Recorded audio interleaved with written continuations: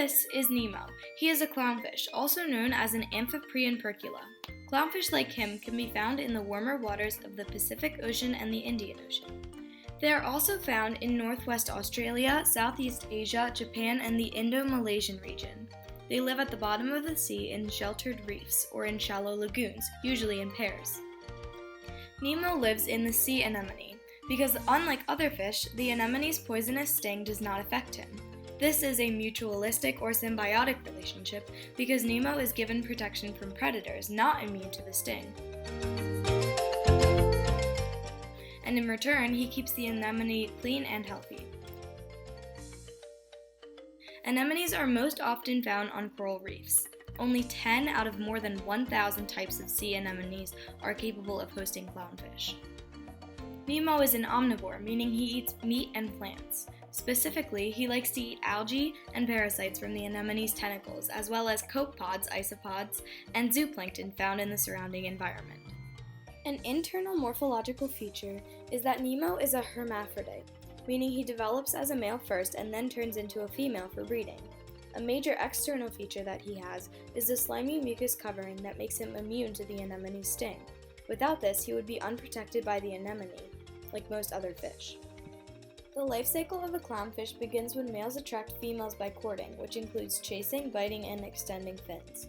They then lay 100 to 1,000 eggs in coral, rocks, or next to sea anemones. These eggs hatch within 4 to 5 days, and the clownfish live from 6 to 10 years in the wild. Nemo's food web begins with autotrophic producers, such as algae, which is then consumed by the clownfish. Predators of Nemo include barracudas, like the one that unfortunately ate his mother a few years ago.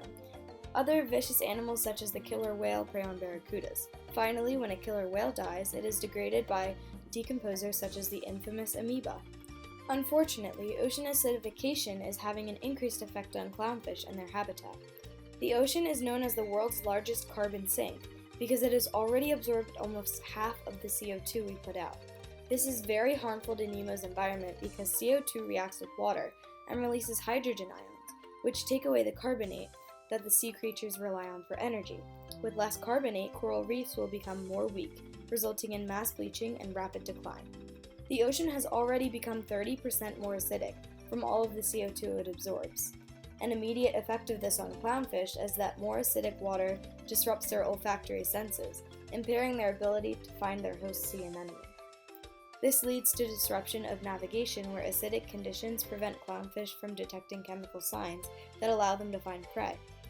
Increased acidity also puts them at a higher risk of predation and makes them less likely to find other clownfish to mate with.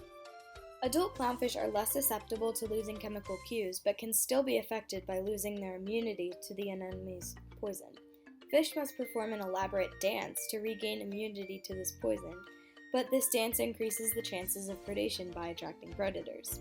An immediate effect on the food web is that if clownfish can't find their homes, they will be preyed on more often. This benefits their predators because it is easier to find them, but in the long term, clownfish will die out faster and maybe even become extinct. A long-term effect on Nemo's habitat is that it would slowly fall apart. Currently, the CO2 levels in the ocean are at 387 ppm, or parts per million, and if they reach 450, coral reefs will be in rapid and terminal decline. With coral reefs declining, anemones would also decline because they rely on coral reefs, leaving Nemo and other clownfish with no place to live. Also, as the ocean warms, clownfish will experience a change in development rates. Warmer water leads to faster juvenile growth, which can also lead to a higher demand for local reefs and overpopulation. Clownfish can only reproduce within a certain temperature range, so eggs might not develop at high temperatures. This could have a long-term effect on the entire food web because with the clownfish unable to reproduce normally, predators will not have as much food to eat. This could also greatly affect humans because 1 out of 7 humans get their protein from seafood, so less energy in the food chain can lead to billions of humans starving. By the year 2050, ocean acidification could be so bad that clownfish like Nemo could be extinct, and people all over the world could be starving. A solution to ocean acidification and global warming is biofuels. Biofuels are liquid fuels derived directly from organic matter. The two most common types of biofuels are ethanol and biodiesel. Both of these biofuels have huge potential for helping global warming, but many of them are not yet mass-produced, and they still emit some level of CO2 when burned, because CO2 and H2O are both products of combustion. Here's a graph showing how much biodiesel the United States produced each month from 2014 to 2016. Compared to the 140.43 billion gallons of gas that the US consumed in total last year, less than 150 million gallons of biodiesel does not make much of a difference. However, it has the potential to, if the United States and other countries around the world recognize the effect that global warming and CO2 emissions has on the environment. Ethanol is an oxygenated fuel that contains 30% oxygen. This reduces particulate and NOx emissions through combustion. Ethanol is an alcohol much like beer and wine, but when used as a fuel, it is modified to make it undrinkable. The most common type of ethanol is corn grain ethanol, which is made from starch or corn and is easy to convert but limited in supply. Cellulosic ethanol is an alternative form of ethanol made from cellulose and hemicellulose, which are structural carbohydrates that make up the bulk of most plants. This type of ethanol can provide energy without importing oil or using up the corn supply, but it requires more energy and higher temperatures to create. Currently, only 3.5% of all biofuels is cellulosic ethanol. This is because it is still a developing process, so cellulosic ethanol is not widely available. Biodiesel has a similar composition as petrodiesel or regular diesel, but it is made from vegetable oil, animal fat, or recycled cooking grease. Here is the life cycle of biofuels. It begins with biomass production, which then is transferred by storage and handling to processing and conversion. After the biomass is converted into biofuel, it is distributed to the consumer where it re-enters the environment. Ethanol is made through fermentation. This is a process for making ATP in the absence of oxygen by converting glucose to ethanol and CO2. Another way to create ethanol is through gasification, which uses high temperatures in a low oxygen environment to convert biomass into syngas or synthesis gas. This is just a mixture of carbon monoxide, carbon dioxide, and hydrogen. The steps for making cellulosic ethanol are as follows. First, the biomass is brought in, cleaned up, and milled down. Then, it is scanned to determine its composition. It is then mixed with diluted acid under high pressure and heat. Next, cellulase enzymes release sugars from the cellulose. And finally, sugars are fermented into fuel. Biodiesel is made by combining alcohol, specifically methanol, with vegetable oil, animal fat, or recycled cooking grease. It could also be combined with microalgae, which uses the sun's energy to create biomass from carbon dioxide and water more efficiently.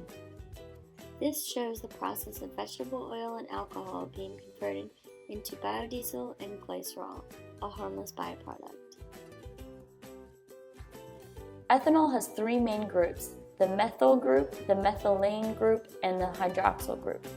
The chemical formula for ethanol is C2H5OH. When contrasted with regular diesel, biodiesel has an extra group on the end that consists of two extra oxygens and a carbon. Ethanol is used as a blending agent with gasoline, ultimately reducing CO2 emissions.